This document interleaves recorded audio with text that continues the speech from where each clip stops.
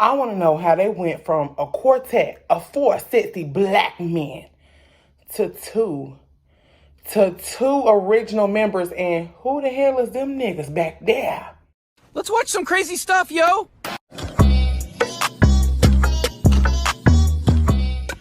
What's good, y'all? It's your girl Lexx Real, and we are back up in this thing with another video. Today we're gonna do something different. I want to start like a new little series where you ever get these thoughts where you're like, dang, what happened to such and such? What happened to this group? What happened to this person? Where they at? Baby, I've been doing that for a minute now. And I was like, I never see nobody talking about 112. Like, why is 112 slept on whenever y'all talk about what happened to these artists? Right? So I was like, let's do a little research. Let's go ahead and just do a little video about it. Like, what happened to 112? Where they at? I want to know how they went from a quartet of four sexy black men to two original members, and who the hell is them niggas back there? Okay, so I want to get into it and I want to talk about it, baby. Okay, so we can't talk about what happened to 112 if we can't talk about their beginnings. Okay, so let's talk about where they started. 112 started out as a group called Forte, which consisted of Darren Jones, Michael Mike Keith, Reginald Finley, Aldon Lagon. I hope I said his name right, because I hope that sounds like a whole spell, okay? Aldon Lagon and Marvin Sims Scandrick. Scandal, okay? Reginald and Aldon quit the group in 1994, which left us with the four original members that we know now today as 112. Now, I might like go off or whatever, but that's because I have my laptop where I done dug up research, okay? So if you see my eyes wandering around, it's wandering to my laptop, okay? Because I want to make sure I get all the facts. I want to make sure this video is factual, okay? Now, the group Forte started off in 1991 or like 1992 or whatever. They were in Atlanta, Georgia, the Peach State, okay? They started out singing at churches and at talent shows, like many of the groups that we have seen, especially like the Jacksons and even other boy bands like Backstreet Boys. They started off doing talent shows and, you know, singing at schools, singing at churches. That's where they get their background from. Now, Kevin Wells, who was somebody that worked with Diddy for a minute, was able to get them an audition with Diddy. And they actually auditioned in a club in Buckhead in Atlanta. And the club was called, guess what? 112, okay? And once Diddy heard them, he was like, okay, I see dollar signs. But you know, at this time, it wasn't Diddy, it was Puff Daddy, okay? At this time, Puff Daddy was like, I feel like I can make some coins off of these boys, okay? I feel like I can make some money. So they ended up coming back and doing a second interview with, I want to say Diddy so bad, but at this time it's Puff Daddy, okay? They came back and they did a second audition with Diddy, and they ended up auditioning in front of Faith Evans and Usher. And there was also somebody there named Chuck Thompson, who happened to be a producer for Bad Boy. And once they heard these boys sing, they was like, hold on, who these new niggas? Because they can sing. So after that happened, Diddy was like, oh yeah, we're not finna miss out on no money with these boys. They finna make us a lot of money. They finna sing, damn, the dust. So they went from the Peach State to the Big Apple, baby, and they immediately started recording their first debut self-titled album, 112, with the help of the legends, baby. And we're talking about Tim and Bob, Timbaland, and Missy Elliott, right? We know Timbaland, we know Missy Elliott. Who is Tim and Bob? Let me tell you who Tim and Bob is, okay? Tim and Bob were the producers for Cisco's Thong Song, Slow Down by Bobby Valentino, and They Don't Know by John B. And they've done so much more. So that should let you know that these men were nothing to play with, okay? Y'all, this me from the future with my bonnet on and no lip gloss. Child, I forgot to mention that Diddy left these boys in a snowstorm, in a blizzard, by themselves. Now, y'all know how he did on Making the Band. Made them people walk to get that cheesecake. Okay, I forgot to add this in, but Diddy had them working from 6 p.m. to 6 a.m. and they was just trying to go home because they was still in high school. And as they was leaving, Diddy was leaving too.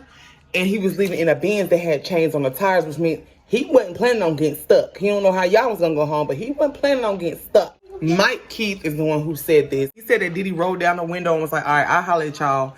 And they was like, okay, we knew we couldn't fit in Diddy's Benz, but it was like, how we gonna get home when we in high school? You mean to tell me you left them high school kids out in a blizzard? Kids in a blizzard. Child. And not to mention, the boys is from Atlanta. They're not equipped for blizzard weather, okay? So the fact that this man did this to them should tell you this nigga really been on his bullshit for the longest. Now, the first album, 112, was released in 1996, and baby, it went double platinum with hits like Only You and one of my favorites, Cupid. Girl, if I told you I love you, that doesn't mean that I don't care. Cupid. Okay, period. Now, in 1997, they sang a song which was called I'll Be Missing You, which was by Diddy, Faith Evans, and also 112, which was an ode to Notorious B.I.G, who was tragically killed in Los Angeles, California. That song still to this day plays, okay? They won a Grammy for this song, and it was Best Rap Performance by a duo or group in 1997. I'll Be Missing You sat at the top of Billboard for 9 weeks. After that song, 112 took off, they started booking tours with the Ozzy Brothers, Keith Sweat, and New Edition. Heavy hitters, okay? They also did a tour with Diddy and the family, which means that they was doing 4 separate tours at the time, okay? So they was putting in work trying to promote this album. Right here in 2024, I'm going to tell you that that work really paid off because, like I said, these are legends in black male groups, okay? Like when you say black male group, you're gonna mention 112, Boys to Men, New Edition, Next. I think I'm gonna do a video about Next though. Then we fast forward to 1998 where they released a new album, their second album. It's called Room 112, which features hits like Love Me and Anywhere, featuring Lil Zane.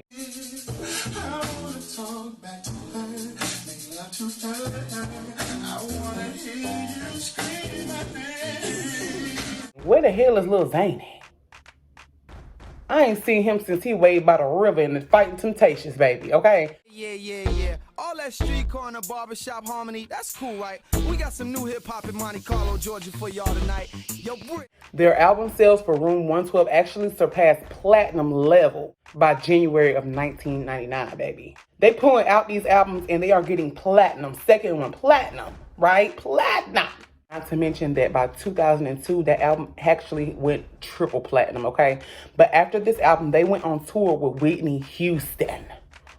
One of the greatest, listen, I love me some freaking Whitney. Can't nobody sing like, her voice was like butter. Do you hear me? Child, they went on tour with Whitney for her My Love Is Your Love tour in the summer of 1999, baby. And while the group was in production for a new album in 2001, they had to postpone it. You want to know why? You remember that shooting incident with Diddy, Sean, and J-Lo? People probably have the impression that you're just consumed with the idea that, you know, justice wasn't served here and that somebody turned his back on you. It's not a matter of, you know, turning your back on me. Like, how do you call a witness to testify against your comrade? That witness Shine is referring to is Sharice Myers, a bouncer who was working inside Club New York when shots rang out that December night in 1999. In court, Myers claimed that she fell on top of Puffy during the shooting and said that he did not have a gun. But even as her testimony helped exonerate Puffy, it implicated Shine. Yeah, that fucked it up for the boys, okay? That fucked it up for the boys. Now, instead of them being able to record at Diddy's studio like they usually do, they had to fly to Nashville, Tennessee to do this album, which kind of put a separation in between 112 and Bad Boy because they felt like they weren't getting enough attention and they felt like it was lack of interest in their artistry and in their music and being able to put out this third album, okay? So that starts a little rift between the two. They ended up releasing the third album and it was called Part 3. In 2001. It ended up becoming gold in April of 2001, and then it went on to be platinum in May. Putting in work, okay? In this Part 3 album, y'all may know songs like Peaches and Cream. Another song on Part 3 that y'all may know, or y'all may remember, especially if you're around my age, the Proud Family did Dance With Me whenever they was on Hip Hop Helicopter. Remember they was like,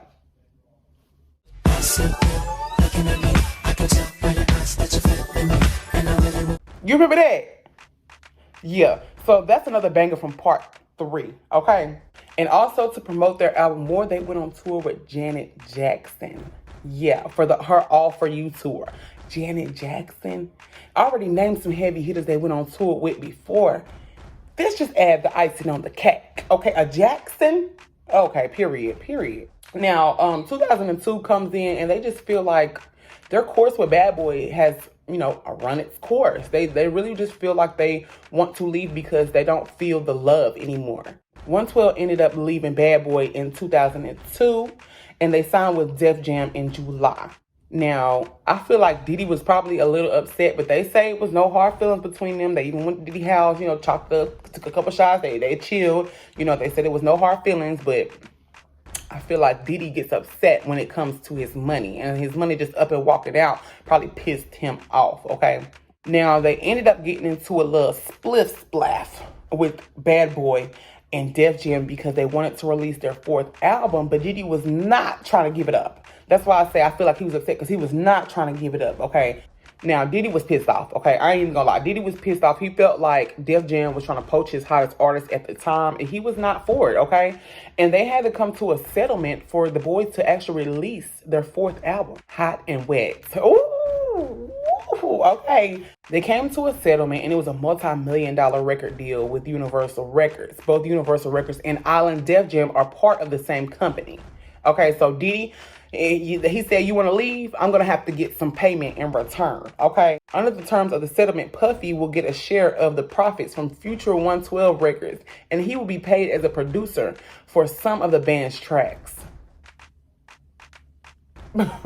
Diddy said, you might have left me, but your money has not. Everything you do going to go through me, okay? That's Diddy for you. And, after they came to the agreement, 112 was able to release their 4th album, Hot and Wet, with songs like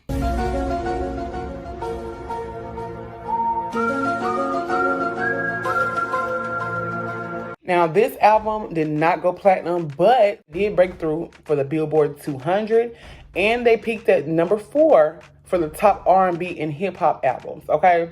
Some of those songs from that album is Nah Nah Nah. It's kind of like a dance hall song featuring the legend Super Cat, okay?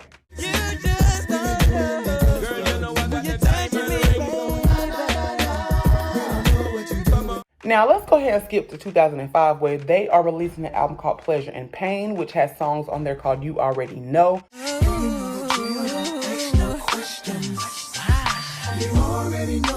Which actually gave this the first album that they had to do parental advisory sticker on, because Child 3 6 Mafia was up in there, and them hoodlums, you know how they get down, okay? So yeah, you already know. Y'all should already know that song, and if y'all do not know, I suggest you listen to it because that's one of my, that's a top 112 song for me too, okay? In 2007, 112 formed their own label. It was called 112 Music Group, and they were in talks of doing a joint deal with Irv Gotti. We know what happened to Murder Inc., okay? After 2007, the group members started, dabbling in doing solo ventures. Slim worked with 8 Ball and MJG. He actually was a feature on one of their songs called Cruisin'. Q Parker confirmed that his debut album would be entitled Real Talk and was due for release in September of 2008. But it never got released, okay? He was working with some heavy hitters and the album just never got released. Michael Keith decided to leave 112 and go solo. He stated that somebody was stealing money. He said somebody was stealing him and Slim money, and Slim was like, I don't know what you're talking about. Nobody stole my money. Okay, so this is where we start to see the group falling apart, okay? In 2008, Slim actually went solo and did a solo album called Love's Crazy, and one of the songs off of that album is called So Fly.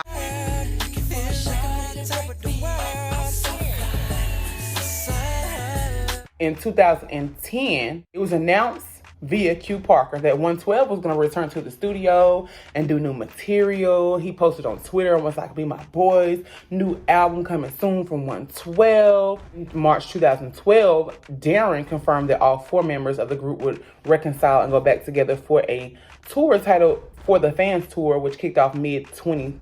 2012. I be want to say 2022, 2012.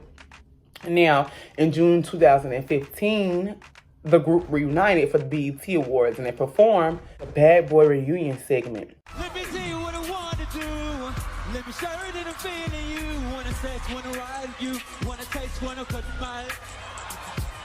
Now, in 2017, they came back together and tried to release an album. They released a song called Strawberry. After Strawberry, they did a song called Dangerous Games. And on October 27th of 2017, they released their first album in 12 years.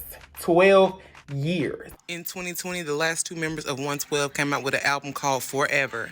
Here we are in 2024. And I've seen a couple of TikToks where it's just two people. It's just Slim and the other guy, okay?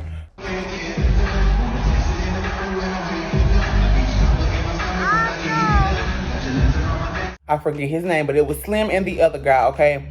And then I've seen at least maybe like 10 videos of just two members of 112. And then I saw a video yesterday of the two members and then two other people that I had no clue who they was. I was like, who was this?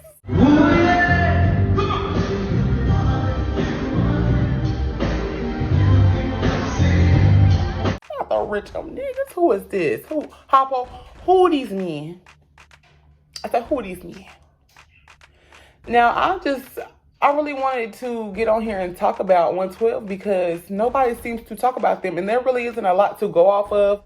Only that there is two original members remaining and then two stand-ins. And I know some things got messy. One of them was accusing people of stealing money from them. Another one just decided to part ways, child. And I was just like, dang, what happened to 112? But I hope this gives you a little information. It's not really too much, but, you know, it's all that I could really find. I was searching high and low, okay? High and low.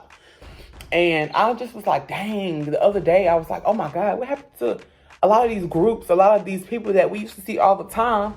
Where they been? I said, let's do a little video. Let's do a little video about 112, okay?